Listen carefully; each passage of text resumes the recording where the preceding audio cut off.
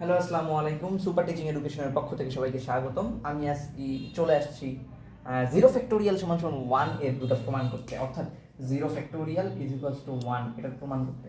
তো আমি প্রথমেই দেখাতে চাই যে প্রমাণটা, সেটা হচ্ছে আমরা একটা সূত্র জানি, n factorial is equals to what. N factorial is equals to হচ্ছে n into N minus one factorial, এটা আমরা জানি। তো আমি কি করলাম, মজা করে এখানে এন ইকুয়াল টু ওয়ান বসাই দিলাম। কত? এন ইকুয়াল টু ওয়ান বসানোর আগে আমি এখানে একটা ক্যালকুলেশন করি। এখানে যদি আমি এন মাইনাস ওয়ান ফ্যাক্টোরিয়াল এক সাইডে রাখি, তাহলে আমার কি আসে, এখানে N factorial divide by N এরকম আসে।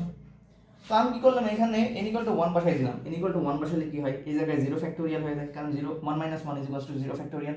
এখানে কি থাকে, ওয়ান বসাই দিলে এখান থেকে ওয়ান ফ্যাক্টোরিয়াল ডিভাইড বাই কত, ওয়ান। এখন ওয়ান ফ্যাক্টোরিয়াল সমান সমান ওয়ান, ওয়ান ফ্যাক্টোরিয়াল সমান সমান ওয়ান, এটা আমরা জানি। কিভাবে জানি, সেটা হচ্ছে যেমন ফোর ফ্যাক্টোরিয়াল সমান সমান কি লেখা যায়, four into three into two into one. অর্থাৎ কোনো একটি সংখ্যার ফ্যাক্টোরিয়াল বলতে বোঝায় ওই সংখ্যা থেকে এক পর্যন্ত সংখ্যার গুণফলকে। অর্থাৎ এখানে যদি আমি টু ফ্যাক্টোরিয়াল দিতাম, তাহলে আমার হতো কি টু ইন্টু ওয়ান এরকম।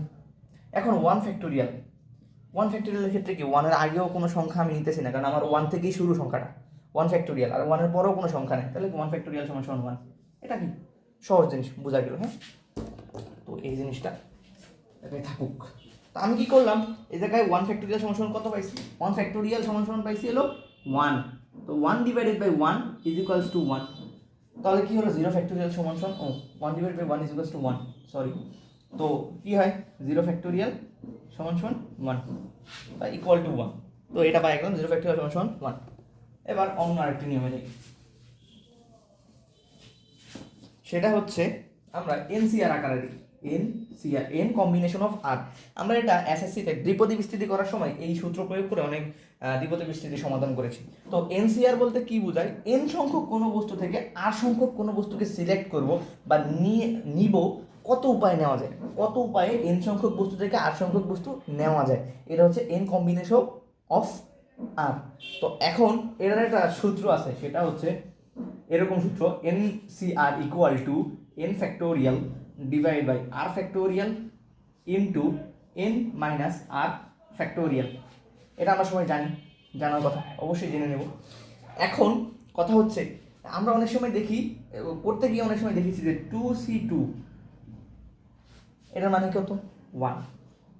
কারণ কি বলি, দুইটা জিনিস থেকে দুইটা জিনিস আমি সিলেক্ট করছি, মানে দুইটা জিনিসই নিছি, তাহলে এটা কত উপায়ে নেওয়া যায়, একটা উপায় নেওয়া যায়, দুইটা জিনিস থেকে আমি দুইটা জিনিস তুলে নিছি, একই একই নিয়মেই নিছি বা একই উপায়ে নিছি, তো এটা কি ওয়ান, বাস্তব আকারে কি ওয়ান। তো এখন টু সি টু সমান সমান ওয়ান যদি আমি মানি, অর্থাৎ এখানে আমি থ্রি সি থ্রি কত নিব, ওয়ান। তো মানলাম two C two one, three C three one.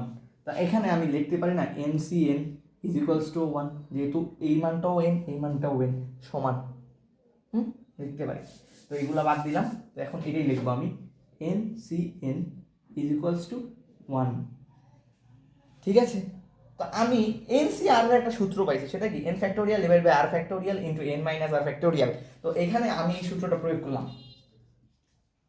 তো এখানে এন ফ্যাক্টোরিয়ালের মান এনই আছে, তাহলে n factorial divide by R factorial, এখানে আর এর মান কিন্তু এন, দেখে নেন এন, অর্থাৎ আর ইকুয়াল টু এন, এই জিনিসটা। তা আমি এখানে বসামো আর ফ্যাক্টোরিয়াল, এই জায়গায় আর ফ্যাক্টোরিয়াল কি হবে, n factorial into N minus আর ফ্যাক্টোরিয়াল। তো এন লিখলাম মাইনাস আর এর মান কি n, n factorial, r equal to কি ছিল, ইকুয়াল টু ওয়ান পাইলাম। তো এখান থেকে আমি এন ফ্যাক্টোরিয়াল বাদ দিয়ে দিলাম, তাহলে আমার নিচে থাকলো কি one by zero factorial equal to one.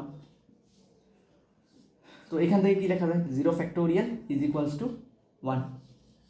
এটাই এটাই সবাই পাশে থাকবেন, ভালো লাগলে লাইক কমেন্ট শেয়ার এবং সাবস্ক্রাইব করবেন, আমাদের পাশে থাকবেন নতুন নতুন খুবই ভালো ভিডিও এবং ইন্টারেস্টিং ভিডিও পাওয়ার জন্য। সবাইকে ধন্যবাদ, আসসালামু আলাইকুম।